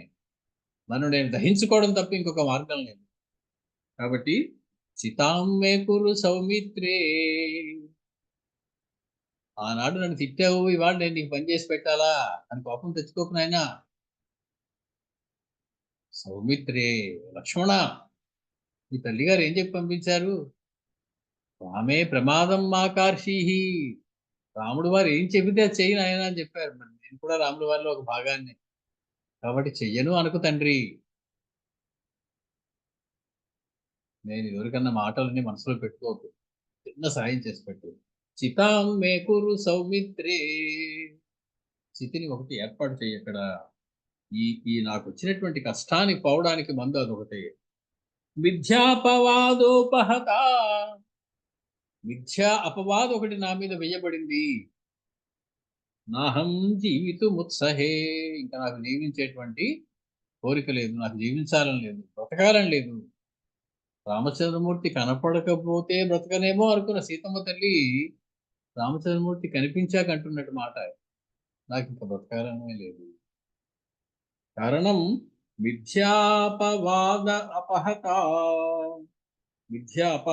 వాదం చేత, మిథ్యాపవాదోపహత, మిథ్యాపవాదం చేత కొట్టబడినటువంటి దాన్నై నేను, నా మీద ఇంతటి అపవాదు పడిన తరువాత నాహం జీవితుముత్సహే, నాకు జీవించాలనే లేదు. రామచంద్రమూర్తి సీతను అగ్నిప్రవేశం చేయమన్నాడు అనేటువంటి మాట ఎంత తప్పు మనకి ఇప్పుడు అర్థమవుతుంది కదా. రామచంద్రమూర్తి ఏం మాట్లాడలేదు పాపం, ఆయన విలవిల ఆడిపోతూ ఆ రాయిలో కూర్చుని ఉన్నారు. సీతమ్మకు మొహం కేసి తేలిపారు చూడడానికి కూడా ధైర్యం లేకుండా ఉన్నారు ఆయన. ఎందుకు అంత కఠినంగా మాట్లాడారంటే ఈ పరిస్థితి రావాలి, సీతమ్మ అగ్నిలో ప్రవేశించి పోతయ్యి పైకి రావాలి, మళ్ళీ జీవితంలో ఇంకొకసారి ఎవడు ఆవిడ మీద వేలు పెట్టి చూపించడానికి వీలు లేకుండా ఉండాలి, ఆ అవకాశం ఆవిడకి ఇవ్వాలి. లేకుండా టింగురంగానే ఆ సీత వచ్చావా అని చెప్పి గట్టిగా ఆలింగనం చేసుకుని ఇద్దరు కలిసి పుష్పకుమారం ఎక్కి మిగిలికి వచ్చేస్తే, రాముడంతటి కాముకుడు ఇంకోడు లేడండి. విలవిల్లాడిపోయాడు ఒక స్త్రీ కోసం అని చెప్పి, అటు రాముణ్ణి నిందిస్తుంది లోకం, అటు సీతమ్మని నిందిస్తుంది లోకం. ఇక్ష్వాకు వంశపు రాజులు దోషం గాని, వారి మీద ఒక అపనింద గాని పడితే ఇంకా వాళ్ళకి రాజ్యాన్ని ఇంకా వాళ్ళు పరిపాలించలేరు. కాబట్టి సమస్తమైనటువంటి అంతకు ముందున్నటువంటి 52 మంది రాజులు పేర్లు మనం వివాహ ఘట్టంలో చెప్పుకున్నాం. వాళ్ళందరికీ కూడా చెడ్డ పేరు వస్తుంది, వాళ్ళందరూ కూడా ఇబ్బంది పడతారు. కాబట్టి అటువంటిది రాకూడదు. కాబట్టి నేను ఈ పరిస్థితి వస్తే బాగుంటుందని అంత కఠినంగా మాట్లాడాడు. చితాం మే కురు సౌమిత్రే వ్యసనస్యాస్య భేషజం విద్యావాదోపహతాహం నాహం జీవితుముత్సహే అప్రీతేన గుణైర్భద్రా రక్తాయా జన సంసది యా క్షమా మే గతి గంతుం ప్రవేక్ష్యే హవ్యవాహనం. భర్త నా గుణాలను చూసి సంతోషించేటువంటి స్థితి లేదు నాకు. ఎంత భక్తితో ఉన్నది, ఎంత ప్రేమగా ఉన్నది, ఎంత పతివ్రత స్త్రీ మా ఆవిడ అనుకునేటువంటి స్థితి లేదు నాకు. నా భర్త నాలోని సద్గుణాలని గుర్తించేటువంటి పరిస్థితి లేదు ఇప్పుడు. కాబట్టి నా గుణాలకి సంతోషించని భర్త, ఇంతమంది జనం ఎదురుగుండా నిన్ను వదిలేశాను, నీ ఇష్టం వచ్చిన చోటుకి నువ్వు పో అనేటువంటి మాట అనేశారు. నీకు నాకు ఇంకేం సంబంధం లేదు అన్నట్లుగా మాట్లాడేశారు. నాకు ఏ గతి పొందడానికి యుక్తమై ఉన్నదో ఆ గతి అగ్ని ద్వారానే వస్తుంది. కాబట్టి నేను అగ్నిలోకి ప్రవేశిస్తాను. అప్రీతేన గుణై భర్త్రా త్యక్తా యా జన సంసది. జనులందరూ ఇంతమంది చూస్తూ ఉండగా ఏమాత్రము మొహమాటం లేకుండా నా యొక్క సద్గుణాన్ని గుర్తించినటువంటి భర్త నన్ను దూరం చేసుకున్నాక నాకు ఒకటే గతి, అది అగ్నిలోకి ప్రవేశించడం. చూశారు లక్ష్మణస్వామి, అన్నగారికి చూశారు ఒక్కసారి. నువ్వే వద్దురా, అదేం అక్కర్లేదు అంటారేమో అనుకున్నారు. ఏవ ముక్తస్తు వైదేహ్యా లక్ష్మణ పరవీర అమర్షవశమాపన్నో రాఘవం సముదక్షత. చాలా కోపంగా ఉన్నారు లక్ష్మణస్వామి రామచంద్రుని మీద. వదిన గారు ఇన్ని మాటలు అంటారా? సీతమ్మ చెప్పినటువంటి మాటలను విన్నటువంటి పరవీర, శత్రుంజయుడు అయినటువంటి మహాపరాక్రమంతుడైనటువంటి లక్ష్మణస్వామి ఆపన్న, కోపానికి వశమైపోయాడు. చాలా కోపంతో రాఘవం సముదైక్షత, సొరసొర చూపులతోటి రామచంద్రమూర్తి కేసు చూశారు. సవిజ్ఞాయ మనశ్చందం రామస్య ఆకార సూచితం. ఏమీ కదలిక మెదలిక లేదు రామచంద్రమూర్తి, స్థాణువులు అలాగే ఉన్నారు. ముఖంలో ఒక నిర్వికారమైనటువంటి ముఖం, సంతోషం లేదు, దుఃఖం లేదు, ఒక పరిమితమైనటువంటి వైరాగ్యంతో కూడినటువంటి ముఖం, అది చూశారు. రామచంద్రుని మనసులో ఏముందో అర్థం అయిపోయింది లక్ష్మణ స్వామి. ఇంకా అడిగితే చివాట్లు తినడం తప్ప ఇంకేముండదు ఇటువంటి సమయంలో. విజ్ఞాయ మనశ్చందం,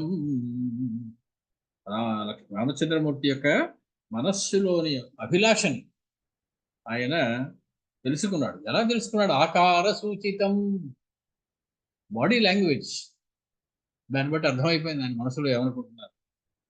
చితాంచకార సౌమిత్రి,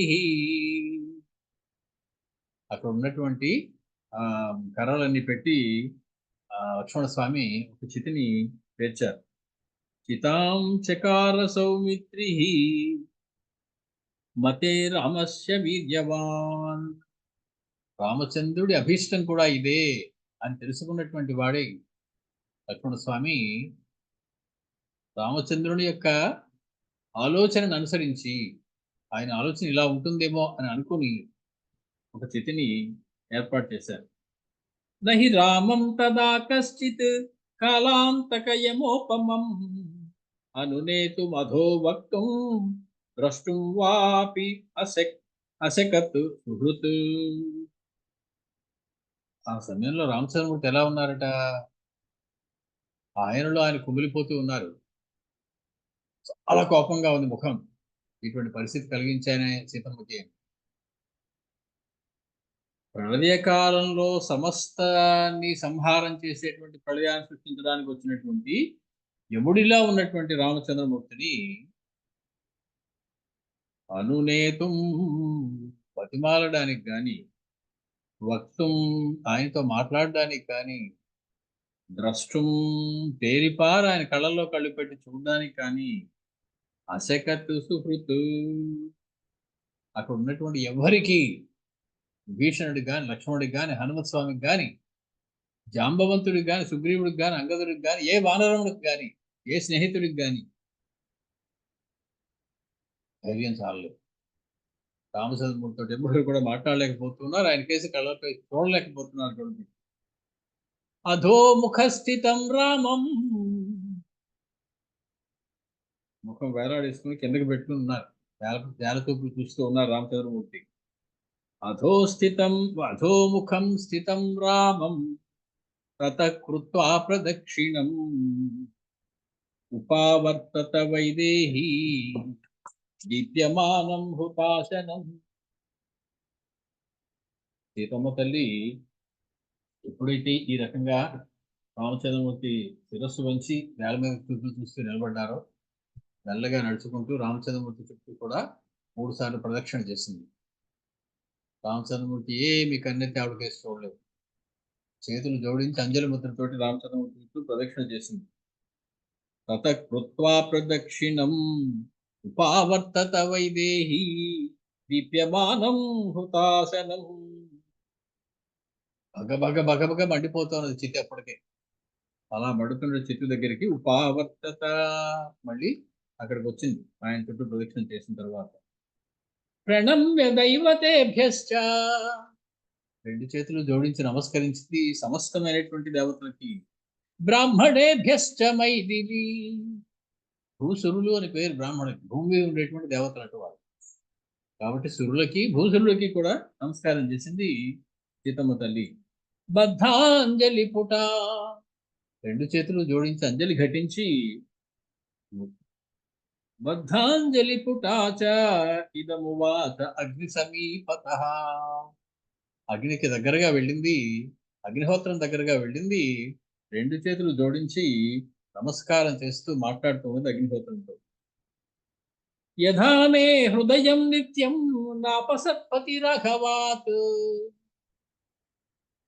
నా హృదయం ఎప్పుడూ కూడా రామచంద్రమూర్తి నుంచి దూరంగా వెళ్లకుండా ఉన్నట్లయితే, ఎప్పుడూ కూడా నిరంతరము నేను రామచింతనని మానకుండా చేస్తూనే ఉన్నట్టుదానైతే, తథా లోకస్య సాక్షి మాం సర్వతః పాతు పావకః, కాబట్టి లోకసాక్షి అయినటువంటి అగ్నిదేవుడు నన్ను రక్షించుగాక. ఒట్టు పెడుతూ ఉంది ఆవిడ. తన పాతివ్రత్యం మీద ఒట్టు పెట్టి గడగడగడగ ఉణిగిపోతూ ఉండుంటాడు అగ్నిదేవుడు. ఇంకే బాబోయ్ కొంపలు అంటుకుపోయి మధ్యలో నేను ఇరుక్కుపోయానయ్యా బాబు దీనిలో. అగ్నిదేవుడితో అంటోంది ఆవిడ. నేను గనక ఏనాడు త్రికరణ శుద్ధిగా రామచంద్రమూర్తిని మనస్సులో నుంచి విడవకుండా ఉన్నట్లయితే లోక సాక్షి అయినటువంటి ఓ అగ్నిదేవుడు నన్ను రక్షించుగాక. యథా మాం శుద్ధ చరితాం దుష్టాం జానాతి రాఘవః తథా లోకస్య సాక్షి మాం సర్వతః పాతు పావకః. శుద్ధమైనటువంటి చరిత్ర ఉన్నటువంటి పతివ్రత శిరోమణి అయినటువంటి నన్ను రామచంద్రమూర్తి దుష్టుడిగా భావించి ఉన్నట్లయితే, అలాంటప్పుడు నేను దుష్టురాల్ని కానప్పటికీ దుష్టురాలిగా భావించినట్లయితే లోకసాక్షి అయినటువంటి అగ్ని నన్ను కాపాడుగాక. సర్వత పాతు పావక, నన్ను రక్షించుగాక. కాబట్టి పరిపూర్ణమైనటువంటి దివ్యమైనటువంటి పతివ్రతా ధర్మంలో నేను ఉన్నప్పటికీ కూడా నేను దుష్టురాలను అనేటువంటి రామచంద్రమూర్తి చేసినటువంటి ఆరోపణ అబద్ధమైనట్లయితే అగ్నిదేవుడు నన్ను రక్షించాలి. ఆదిత్యో భగవాన్ వాయు దిశః చంద్రస్తథైవ చ అహశ్చాపి తథా సంధ్యే రాత్రిశ్చ పృథివీ తథా యథాన్యేపి విజానంతి తథా చారిత్ర సంయుత. లోకంలో సాక్షిభూతమైనటువంటి కొన్ని ఉంటాయి. మనం కొన్ని చూడలేదు, ఎవరు చూడలేమని అనుకుంటాం. కానీ మనం ఎవరు చూడకుండా ఏ పని చేయలేం. పంచభూతములు సాక్షిభూతమే చూస్తూ ఉంటాయి మనం చేసే పనులు. గాలి చూస్తూ ఉంటుంది, గాలి కూడా చూడకుండా ఏ పని చేయగలం? పంచభూతముల్లో ఒకటి. కాబట్టి పంచభూతములైనటువంటి గాలి, అలాగే సూర్యుడు, చంద్రుడు, అగ్ని, అలాగే పగలు, రాత్రి, ఇవన్నీ పగలు చేయాలి, తప్పు పని లేదంటే రాత్రి చేయాలి. పగలు చేస్తే పగటి దేవత, పగటి అధిదేవత చూసేస్తాడు, రాత్రి చేస్తే రాత్రికి అధిదేవత చూసేస్తాడు. కాబట్టి ఎవరు చూడకుండా ఏ పని చేయలేము. ఆదిత్యో భగవాన్, భగవంతుడైనటువంటి ఆ సూర్యుడు, వాయుదేవుడు, దిశశ్చ, అష్టదిక్కులు, ఏదో దిక్కులో తిరిగే చేయాలి మనం ఏ పని చేసినా. లేదా 10 దిక్కులు, 10 దిక్కులు కాకుండా చేయలేం కదా. కాబట్టి దిగధి దేవతలు ఉంటారు, దిక్కుకు అధిదేవతలు, వాళ్ళు చూసేస్తారు. ఈ దిగధి దేవతలు చంద్రస్తథైవ చ, చంద్రుడు, అహశ్చాపి, పగలు, తథా సంధ్యే, సంధ్యకాలము, రాత్రిశ్చ, రాత్రికాలము, పృథివీ తథా, పంచభూతాల్లో ఒకటైనటువంటి ఆ పృథివీ, యథాన్యే విజానంతి తథా చారిత్ర సంయుత, వారు అందరూ కూడా నన్ను రక్షించుగాక. అంటే ఏమిటి చెప్తుంది ఆవిడ? సూర్యుడు, వాయువు, సమస్త దిక్పాలరు, అలాగే చంద్రుడు, పగలు, రాత్రి, సంధ్యకాలము, భూమి, సమస్తమైనటువంటి ఇతర దేవతలు, 30 దేవతలు, వీళ్ళందరూ కూడా సాక్ష్యం నాకు. వాళ్ళు నా మనసులో ఏముందో, మాటలో ఏముందో, చేతలో ఏముందో అన్ని చూడగలరు. త్రికరణ శుద్ధిగా నేను రాముడిని తప్ప ఇంకొకరిని ఊహించలేదు జీవితంలో అనేటువంటి విషయం తెలిసినటువంటి వారు. మనసులో అనుకునేవి కూడా పట్టేయగలిగినటువంటి దేవతలు. కాబట్టి నేను అలా తెలిసినటువంటి వాళ్ళు విజానంతి తథా చారిత్ర సంయుత, నా నడవడికని, నా శీలాన్ని తెలిసినటువంటి వాళ్ళందరూ కూడా నన్ను రక్షించుగాక. ఏవముక్త్వా తు వైదేహి, నా పలికినటువంటి సీతమ్మ తల్లి పరిక్రమ్య హుతాశనం, 3 సార్లు అగ్నిహోత్రానికి ప్రదక్షిణ చేసింది. వివేశ జ్వలనం దీప్తం నిశంకేనాంతరాత్మనా, ఏమి భయం లేదు, ముఖంలో దిగులు లేదు, మరణిస్తానేమో అనేటువంటి అనుమానం లేదు. నిశంకేన అంతరాత్మన, నిశంక కలిగినటువంటి ప్రశాంతమైనటువంటి అంతరాత్మ కలిగినటువంటి సీతమ్మ తల్లి.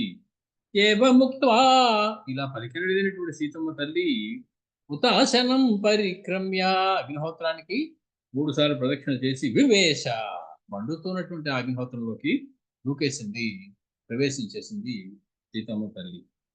జనశ్చ సుమహాన్ సుమహాన్ తత్ర బాలవృద్ధ సమాకులః దదర్శ మైథిలీం దీప్తాం ప్రవిశంతీం హుతాశనం. అక్కడ ఉన్నటువంటి సమస్తమైనటువంటి వానరులు, దానవులు, పిల్లలు, పెద్దలు, ఆడవాళ్ళు అందరూ తమని తాము నమ్మలేకుండా చూస్తూ ఉండగా సీతమ్మ తల్లి దీప్తాం హుతాశనం ప్రవిశంతి, మండిపోతున్నటువంటి అగ్ని జ్వాలల్లోకి ప్రవేశించేసింది. వాళ్ళందరూ కూడా చూస్తూ ఉండగా సా తప్త నవహేమాభా తప్త కాంచన భూషణ అపాత జ్వలనం దీప్తం సర్వలోకస్య సన్నిధౌ. అటువంటి అలాగా లంకలో అగ్నిలోకి దూకినటువంటి ఆవిడ తప్త నవహేమాభా, ముఖం పెట్టినటువంటి బంగారం వలె ఉన్నటువంటి శరీర కాంతితో ఉన్నటువంటిది సీతమ్మ తల్లి. సప్త కాంచన భూషణ, బాగా పుటం పెట్టబడినటువంటి బంగారంతో చేయబడినటువంటి మెరిసిపోతూ ఉన్నటువంటి సువర్ణ ఆభరణాలు కలిగి ఉంది. పపాత జ్వలనం దీప్తం సర్వలోకస్య సన్నిధౌ, సర్వలోకముల నుంచి పైనుంచి దేవతలు అందరూ చూస్తూ ఉన్నారు. లోకంలో నేల మీద ఉన్నటువంటి వాళ్ళందరూ చూస్తూ ఉన్నారు. వాళ్ళందరూ చూస్తూ ఉండగా దీప్తం జ్వలనం పపాత, అగ్నిహోత్రంలోకి దూకేసింది సీతమ్మ తల్లి. దదృశుస్తాం విశాలాక్షీం పతంతీం హవ్యవాహనం సీతాం సర్వాణి రూపాణి రుక్మవేదిని భాం తదా. బంగారు వేదికతో సమానురాలైనటువంటి విశాలమైనటువంటి నేత్రములు కలిగినటువంటి సీతాదేవి అగ్నిలోకి దూకుతూ ఉంటే సమస్త భూతములు కూడా ఆ దృశ్యాన్ని చూడకుండా ఉండలేక చూశాయి. ఆ దృశ్యం అందరికీ కూడా బాధ కలిగించేలా ఉన్నది. ఎలా ఉన్నది? దదృశుః తాం మహాభాగాం ప్రవిశంతీం హుతాశనాం. అలాగా అగ్నిహోత్రంలోకి వెళుతున్నటువంటి సీతమ్మను చూశారు వాళ్ళు.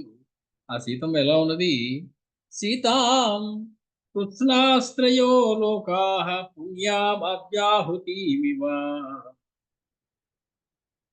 అగ్ని యజ్ఞం జరిగేటప్పుడు అగ్నిలో వేసేటువంటి ఆహుతి, ఆజ్యం, అగ్నిలోకి ఆజ్యం పోసినట్టుగా సీతాదేవి ఆజ్య రూపంలో అందులోకి ప్రవేశించింది.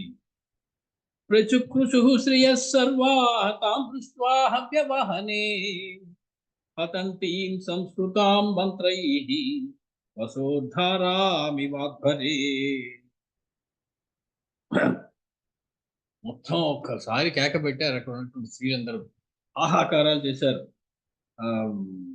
అలాగా సీతమ్మ తల్లి అగ్నిహోత్రంలో పడిపోయింది. తనని తాను సమర్పించేసుకుంది అగ్నిహోత్రానికి. ఇది నన్ను పావకుడు రక్షించాలి అని 2 సార్లు సీతమ్మ. పావకుడు అనేటువంటి మాటకి అర్థం అగ్నిహోత్రుడికి 100 పేర్లు ఉన్నాయి సంస్కృతంలో. పావక శబ్దమే ఎందుకు వాడింది ఆవిడ? అగ్నిని రక్షించాలనొచ్చు కదా, కాదట. పావకుడు అనే అండంలో పవిత్రం చేసేవాడు అని అర్థం పావక శబ్దాన్ని. అంటే నన్ను ఇప్పుడు పవిత్రం చెయ్యాలి ఆ అగ్నిహోత్రుడు అని ఆ పావకుడు నన్ను రక్షించాలి అనేటువంటి పదాన్ని పరిపరిసారి వాడింది. ఇది వరకు సంగతి తెలియదు కానీ ఇప్పుడు అగ్నిహోత్రుడికి నిజంగా పావకుడే. సీతమ్మ ఒకసారి ఆయన లోపలికి ప్రవేశించాక ఆయన ఇంకా అందరినీ పవిత్రం చేసేయగలిగినటువంటి శక్తి వస్తుంది. అంత మహాపతివ్రత ఆయన లోపలికి వెళ్ళాక ఇప్పుడు పావక శబ్దం అతనికి సార్థకమవుతుంది. ఇంకొక పేరుంది అగ్నిహోత్రుడికి, సర్వభక్షక అనేటువంటి పేరుంది. ఇంకా ఆ పేరు ఉండదు రామచంద్ర అగ్నిహోత్రుడు. ఎందుకని? సీతమ్మని భక్షించలేకపోయాడు కదా. కాబట్టి ఇదివరకు పేర్లు ఏమైనా ఉంటే కొన్ని పోతాయి అగ్నిహోత్రుడికి. ఇదివరకు లేని కొత్త పేర్లు వస్తాయి, లేదా ఆ పేర్లు సార్థకమవుతాయి సీతమ్మ తల్లి లోపలికి ప్రవేశించిన తర్వాత. ఆవిడ ఇంతకీ ఎలా ప్రవేశించింది? సీతమ్మ తల్లి ఒక రకంగా చెప్పాలంటే ఆ, ఎవరికైనా ఏదైనా బాధ కలిగింది అనుకోండి, ఆడవాళ్ళకి, ఒక ముత్తైదుకి ఏదో కష్టం వచ్చింది, ఏదో ఆపరేషన్ అయింది, వెంటనే ఏం చేస్తారు, ఒకసారి పుట్టింటికి పంపించి వాళ్ళ ఇంట్లో భోజనం పెట్టి కాస్త బట్టలు పెట్టి మళ్ళీ వెనక్కి తీసుకొస్తారు. రావణాసురుడి చేత అపహరించబడినటువంటి సీతమ్మ తల్లి అశోకవనంలో ఎలా ఉంది? ఆవిడ చెప్పింది అయోధ్యకాండలో. తీసుకెళ్ళినట్టుంటే చెప్పింది, తీసుకెళ్ళడానికి నువ్వు భయపడతావుటే, నేను వస్తాను, వత్స్యామి యథా పితుర్గృహే మమ, పుట్టింట్లో ఉన్నట్టు నేను హాయిగా ఉంటాను అక్కడ, మా నాన్నగారి ఇంట్లో ఉన్నట్టు నేను హాయిగా ఉంటాను అరణ్యంలో అని చెప్పింది సీతమ్మ తల్లి. అలా పుట్టింటికి వచ్చినటువంటి సీతమ్మ తల్లి ఇప్పుడు తిరిగి మళ్ళీ తన పుట్టింటికే వెళ్తున్నదా అనిపిస్తుంది. పుట్టిల్లు ఏమిటి సీతమ్మ తల్లికి? చిదగ్నికుండ సంభూత, లలితా శాస్త్రంలో వస్తుంది అది. ఆవిడ చిదగ్నికుండ సంభూత, మళ్ళీ చిదగ్ని కొండంలోకి వెళ్ళింది ఆవిడ. కాబట్టి దేవకార్య సముద్యత, ఇదంతా ఎందుకు జరిగింది, ఎందుకు జరుగుతోంది? దేవకార్య సముద్యత, దేవకార్యం కోసం జరిగింది. కాబట్టి ఆ చిదగ్ని కుండ సంభూత దేవకార్యం పూర్తి చేసి మళ్ళీ వాళ్ళకి చెప్పాలి, వెళ్ళి దేవతల దగ్గర మీ కార్యక్రమం పూర్తి చేశాను. దేవతల దగ్గరికి ఎలా వెళ్ళాలి? అగ్నిముఖా వై దేవాహ, ఏదైనా వార్త చెప్పాలన్నా ఏదైనా ఇవ్వాలన్నా దేవతలకి అగ్నిలో వేస్తే తీసుకెళ్ళిపోతాడు ఆయన, పోస్ట్ మ్యాన్. కాబట్టి ఆ వార్తని చెప్పడం కోసం దేవతలకి మీ కార్యం పూర్తి అయింది, దేవకార్య సముద్యత అయినటువంటి సీతమ్మ తల్లి ఇప్పుడు చిదగ్నికుండ సంభూత అయినటువంటి ప్రదేశంలోకి మళ్ళీ వెళ్ళింది. మొత్తానికి పరమాద్భుతమైనటువంటి మాట ఒకటి వాల్మీకి మహర్షి వాడేశారు ఇక్కడ. ఏమన్నారు ఆయన? సంస్కృతాం మంత్రై వసోద్ధారామివ అధ్వరే. అధ్వరే, ఒక యజ్ఞంలో పూర్ణాహుతికి వేసేటప్పుడు చదివే మంత్రాలకి వసోద్ధార మంత్రములు అని పేరు. మామూలుగా ఒక పొడుగైనటువంటిది పట్టుకుని దానిలో ఆద్యం పోస్తూ ఉంటే అది కాస్త అగ్నిలో పడుతూ ఉంటుంది, అప్పుడు కొన్ని మంత్రాలు చదువుతారు. ఆ మంత్రాలకి వసోద్ధార మంత్రములు అని పేరు. అది చదువుతూ పూర్ణాహుతి చేయాలి. తక్కిన మంత్రాలకి వసోద్ధార మంత్రాలకి తేడా ఏమిటంటే, మామూలుగా మంత్రం చదివాక ఆద్యం వేయాలి, స్వాహ అని మంత్రం అయ్యాక అప్పుడు ఆద్యం వేయాలి. వసోద్ధార మంత్రాలు చదవడం మొదలెట్టిన తర్వాత, ఆద్యం వేయడం మొదలెట్టిన తర్వాత అప్పుడు వసోద్ధార మంత్రాలు చదవాలి. ఈ రెండింటికి అక్కడ చిన్న తేడా ఉంది. సంస్కృతాం మంత్రై వసోద్ధారామివ అధ్వరే అంటే ఇప్పుడు సీతమ్మ పడడం అనేది పూర్ణాహుతిలో ఒక భాగం, వసోద్ధార హోమం. ఇక్కడ మంత్రం చదువుతున్నంతసేపు ఒకే ధారగా అగ్ని పడాలి, దానిలో ఆగి ఆగి పడ్డం కాదు. వసు అనేటువంటి మాటకి అనేక అర్థాలు ఉన్నాయి, అగ్ని అనేటువంటి అర్థం కూడా ఉంది. వసోద్ధార అంటే అగ్నిలో పడేటువంటి ధార అని అర్థం. ఇక్కడ వసు అనేటువంటి మాటకి విష్ణువు అనేటువంటి అర్థం కూడా ఉంది, సంపద అనేటువంటి అర్థం ఉంది, ఐశ్వర్యం అనేటువంటి అర్థం ఉంది. మనకి ఇప్పుడు రాబోయేటువంటి సంవత్సరం కూడా విశ్వావసు సంవత్సరం. విశ్వంలో అందరికీ కూడా వసువుని లేదా ఐశ్వర్యాన్ని ఇచ్చేటువంటి సంవత్సరం అది. అంటే ఇక్కడ వసు అనేటువంటి మాట ద్వారా అగ్నిని విష్ణువుని ఇద్దరిని కూడా ఒకసారి స్మరించడం జరుగుతూ ఉన్నది. అంటే విష్ణువు ఎదురుగుండా, రామచంద్రమూర్తి ఎదురుగుండా అగ్నిలోకి ఆహుతి ఇవ్వడం జరుగుతున్నది. యజ్ఞము రావణ వధ అనేటువంటి యజ్ఞం. యజ్ఞం పూర్తయ్యాక ఏం చేయాలి? పూర్ణాహుతి చేయాలి. పూర్ణాహుతికి ఏం చేస్తాం? సమర్పించే ద్రవ్యాలన్నింటినీ ఒక పట్టు బట్టలో కడతాం. పట్టు చీర కట్టుకు రమ్మని రామచంద్రమూర్తి అందుకే చెప్పారు.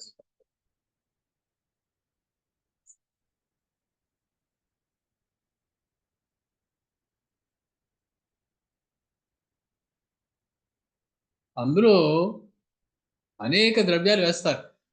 ఆ పూర్ణాహుతి చేసేటువంటి దానిలో కొంచెం బంగారం కూడా వేస్తారు.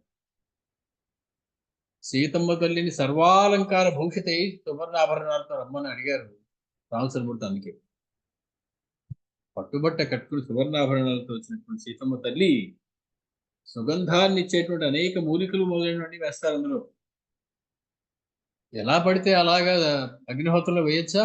మడిగా వేయద్దు. స్నానం చేసి రమ్మన్నారు సీతాదేవి. ఉన్నదాన్ని ఉన్నట్టు వచ్చేస్తావేమో. అగ్నిహోత్రంలోకి వెళ్ళాలంటే పరిశుభ్రంగా స్నానం చేసి మడి కట్టుకుని పట్టుబట్ట కట్టుకుని బంగారాభరణాలు వేసుకుని నువ్వే ఒక పూర్ణాహుతి పాత్ర అయిపోవాలి. రావణ వధ అనేటువంటి యజ్ఞం పూర్తయింది.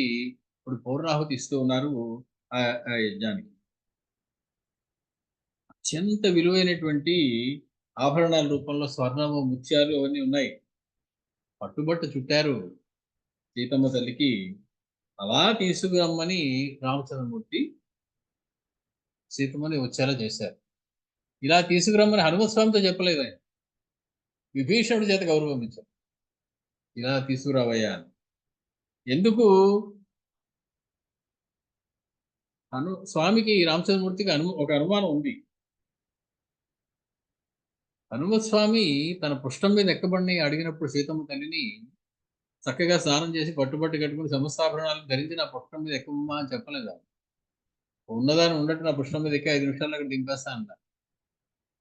ఇప్పుడు రాముడి దగ్గరికి వెళ్ళేటప్పుడు కూడా ఉన్నదాన్ని ఉన్నట్టుగా తీసుకొచ్చేస్తాడు. తీసుకొస్తే ఇప్పుడు ఈ వసోర్ధార హోమం పూర్ణాహుతి జరిగేటువంటి అవకాశం లేదు. హనుమస్వామికి ఆ తొందర రామచంద్రుడితో సీతమ్మని చేర్చేయాలి. కాబట్టి కొంచెం ఆలస్యం అయ్యేలాగా ఈ స్నానం చేసి బట్టలు కట్టుకుని ఆభరణాలు ధరించి రావడం హనుమస్వామికి నచ్చదు. అదేంటే ఎన్నాళ్ళు బట్టో నీకోసం వేచి ఉంటే ఇంకా అంత ఆలస్యం అంటే వెంటనే తీసుకొచ్చేస్తాను అనిపిస్తుంది ఆయన. ఆ మాట ఒప్పుకోడు ఆయన. అందుకని ఆయనకి చెప్పకుండా విభీషణుడితో చెప్పారు. ఇంకొక మాట ఉంది. రావణాసుడు విభీషణుడికి బుద్ధి చెప్పాడు సీతమ్మ ఇచ్చేయమని. అప్పుడు మాట అన్నాడు రావణాసుడితో విభీషణుడు. ఏమన్నాడు? సీతమ్మని రామచంద్రమూర్తికి ఇచ్చేసే అన్నయ్య. ఎలా ఇవ్వాలో తెలుసా? ధనాని రత్నాని విభూషణాని వాసాంసి దివ్యాని మణి సచిత్రాన్ సీతాంచ రామాయ నివేద్య దేవీ వసేమ రాజన్ ఇహ వీత శోకాః. అన్నయ్య నువ్వు గనక అమర్యాదగా పంపించకు సీతమ్మని రామచంద్రుడి దగ్గర ఇచ్చేమన్నాను కదా.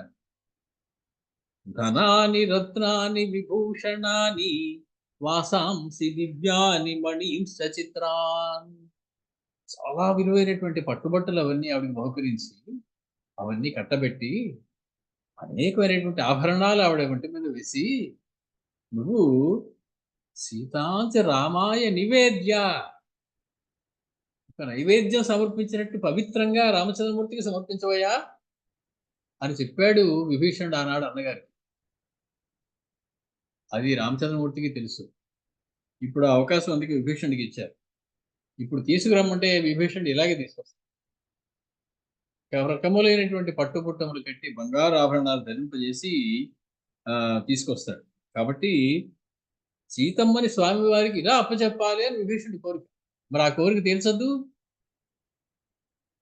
అందుకని హనుమస్వామికి చెప్పి నువ్వు ఇలా పట్టుబట్టలు కట్టి తీసుకొచ్చేయంటే ఎలా కుదురుతుంది? అందుకని నేను గెలిచాననే వార్త సీతమ్మకి చెప్పి ఆవిడ ఏముందో నాకు చెప్పు అన్నారు. తర్వాత విభీషణుడు పిలిచి ఆవిడకి చక్కగా మంగళ స్నానాలు చేయించి పట్టుబట్టలు కట్టి బంగారు ఆభరణాలతో తీసుకురండి పల్లకీలో అని చెప్పి విభీషణుడితోటి చెప్పారు. కాబట్టి పైగా ఇప్పుడు విభీషణుడు లంకాధిపతి. ఆయన ఏం చెప్తే అది జరుగుతుంది. ఇంకెవరో మాట్లాడడానికి వీల్లేదు. కాబట్టి ఆ మాటను విభీషణుడి చేత చెప్పి అలాగే రప్పించారు సీతమ్మని అక్కడికి రామచంద్రుడు.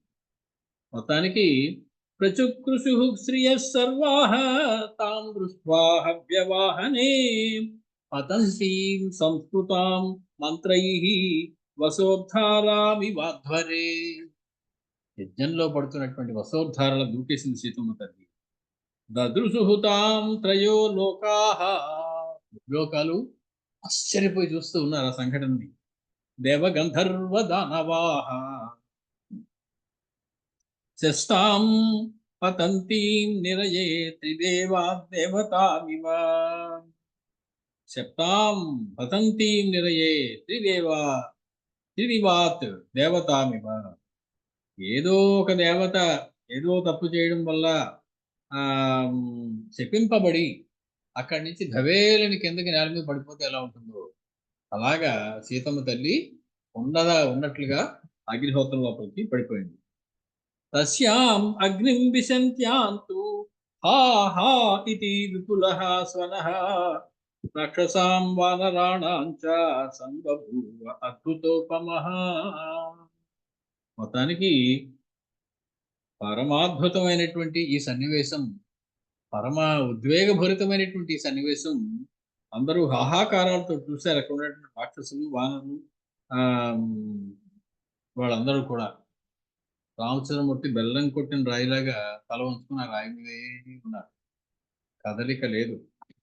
సీతమ్మ తల్లి ఇలా అగ్నిహోత్రంలోకి పంపించేసి మనం ముగించడం భావ్యం కాదు కానీ అగ్నిహోత్రుడు సీతమ్మ తల్లిని తన ఒళ్ళో పెట్టుకుని పైకి తీసుకొచ్చాడు. అత్యంత పవిత్రంగా నీ చేతిలో అప్పగిస్తున్నాను రామచంద్ర. ఈవిడ పరమైనటువంటి శుద్ధురాలు, ఈవిడికి ఎటువంటి ఆమ్, ఆలోచించడానికి ఈవిడ గురించి ఏమీ లేదు అని చెప్పి సీతమ్మ తల్లిని అప్పచెప్పారు. అంతకు ముందే దేవతలందరూ దిగిపోయారు. రామచంద్ర ఏమిటయ్యా నువ్వు ఇలాగ దుఃఖంతో ఉన్నావు, ఆపద్దా సీతమ్మ తల్లి నువ్వు ఆ మాత్రం, నువ్వెవరో అసలు నీకు తెలుసునా అని చెప్పి బ్రహ్మదేవుడు ముందు పెట్టుకుని దేవతలందరూ రామచంద్రమూర్తిని స్తోత్రం చేస్తారు. బ్రహ్మకృత రామ స్తోత్రం పరమమైనటువంటి శక్తివంతమైనటువంటి స్తోత్రం అది. అది దేశ క్షేమం కోసం చదవాలి అని చెప్పి గురువుగారు కూడా ఒకప్పుడు మనందరికీ ఆజ్ఞించారు. మన క్షేమం కోసం మనం ఎలాగో చదువుతాం. అటువంటి స్తోత్రం యొక్క విశేషాలు తక్కినవన్నీ కూడా మనం వీరిని త్వరలో మళ్ళీ కలుసుకున్నప్పుడు చెప్పుకుందాం. మంగళం కౌసలేంద్రాయ మహనీయ గుణాత్మనే చక్రవర్తి తనూజాయ సార్వభౌమాయ మంగళం వేద వేదాంత వేద్యాయ మేఘశ్యామల ముక్తయే పుంసాం మోహన రూపాయ పుణ్య శ్లోకాయ మంగళం.